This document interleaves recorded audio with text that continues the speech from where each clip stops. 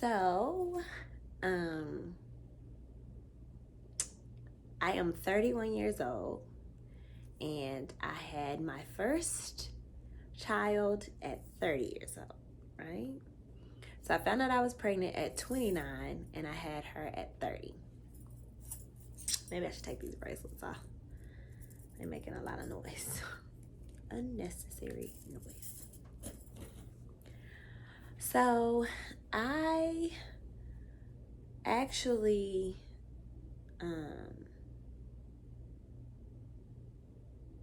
planned to be pregnant at 35. That was that. Okay, let's go back. I planned not to have a baby until I was married, which is why I was 29 when I ended up getting pregnant in the first place. The second part was, if I wasn't married by 35, I was gonna have a baby anyway. That was my plan.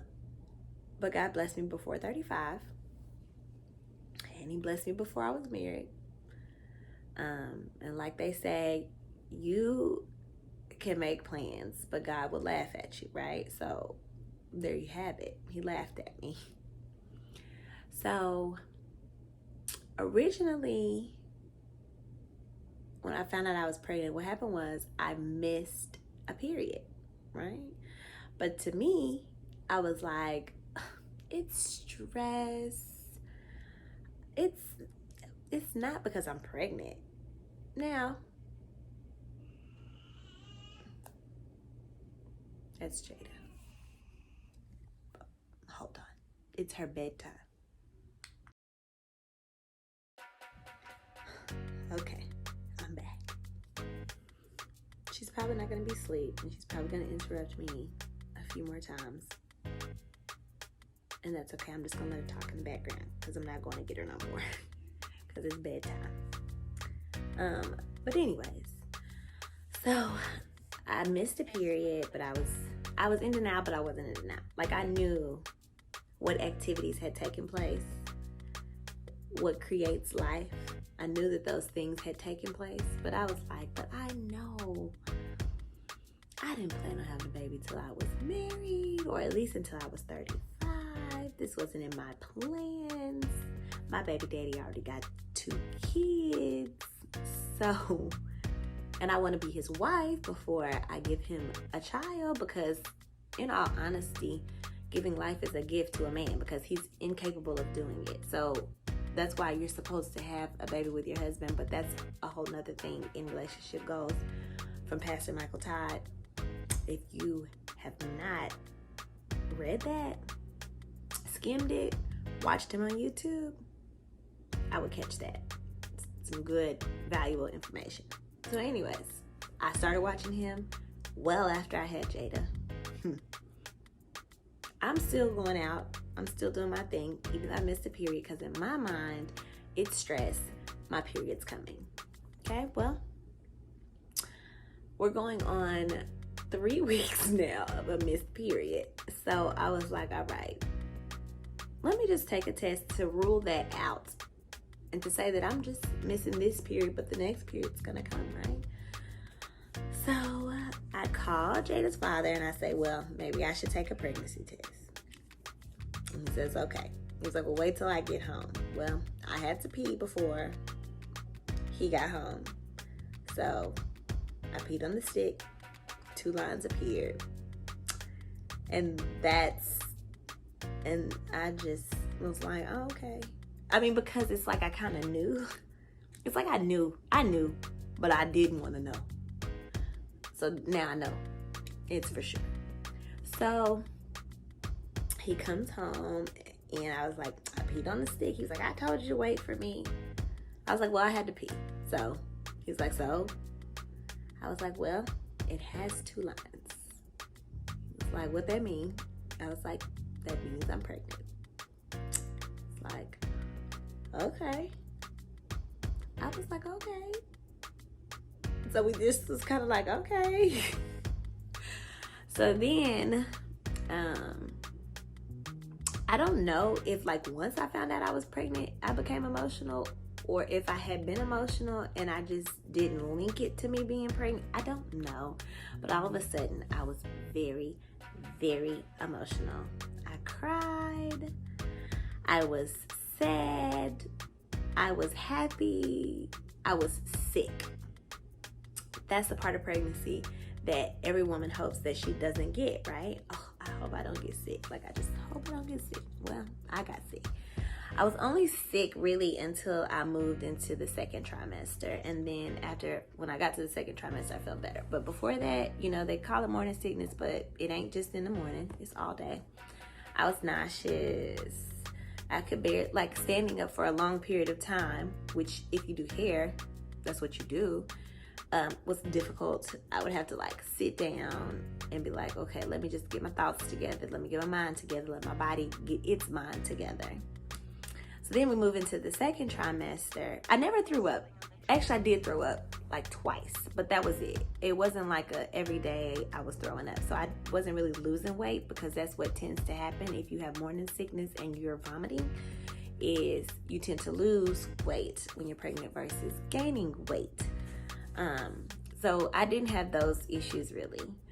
Moving into the second trimester, it was wonderful. I was like, ooh, I'm cute with this little bump, right? I'm gonna put on real tight dresses, because now if I have a bump, nobody's gonna be like, ooh, she's out of shape. They're just gonna be like, oh, she's pregnant, she's cute, you know, that type of thing. So I was cool with wearing tight dresses and hot pants and whatever could stretch. I never bought maternity clothes. One, because maternity clothes are not cheap.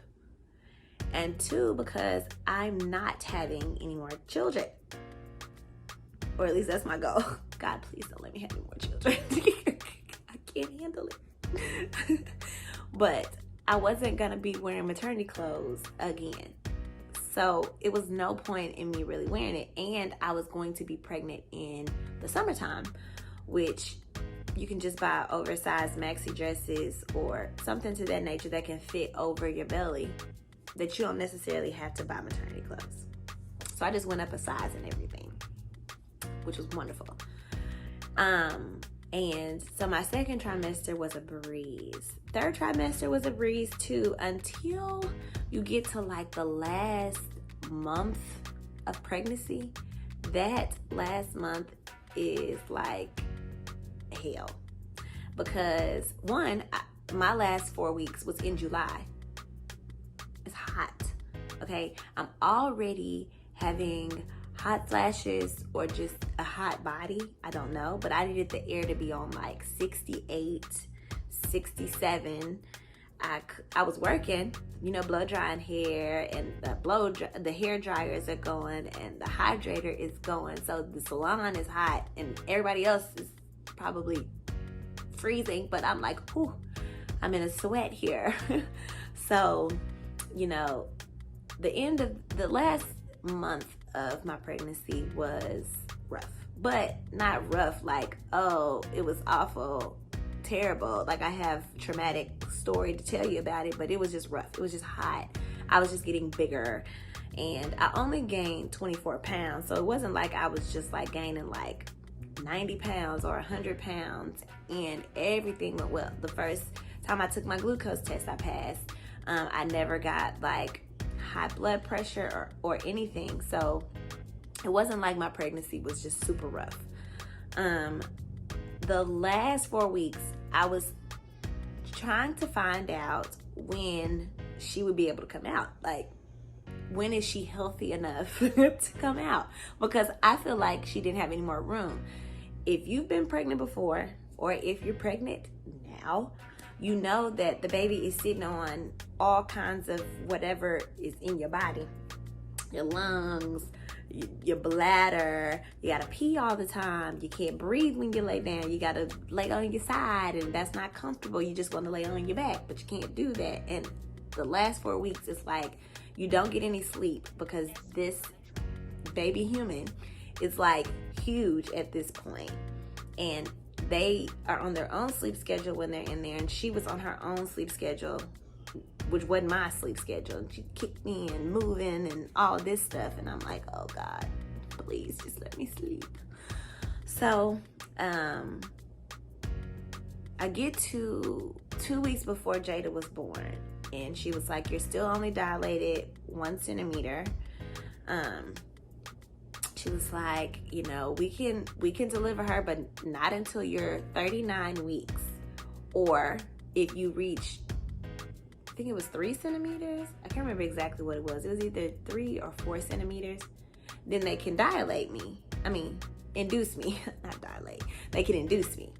So I was bouncing on a pregnancy ball. Actually, I didn't do that till the night before Jaida was born, but I was like walking. I was like trying to get her to move down. I was trying to, you know, get that thing to, you know. And when I went back, I was only dilated a centimeter. I was only 1 centimeter dilated. So then I was like, okay, I'm gonna carry her for the whole term. I'm probably gonna have her after her due date, which her due date was the 30th. I was like, I'm gonna have her in August. I just knew it was gonna happen. One, because I had heard so many horror stories about how if it's your first baby, you always go longer. You never have them on your due date or before your due date. So mentally, I started preparing myself to not have her until August. And then I started preparing myself for an emergency C-section, high blood pressure while I was trying to do whatever it is that people be trying to do that when they blood pressure rises up. I was scared for her heartbeat to be messed up when I was getting ready to deliver. I was scared for her to not be breathing when she came out, for mucus, for the fluid to be, it just a whole lot of things start happening when it's time for you to get ready to, you know, give birth.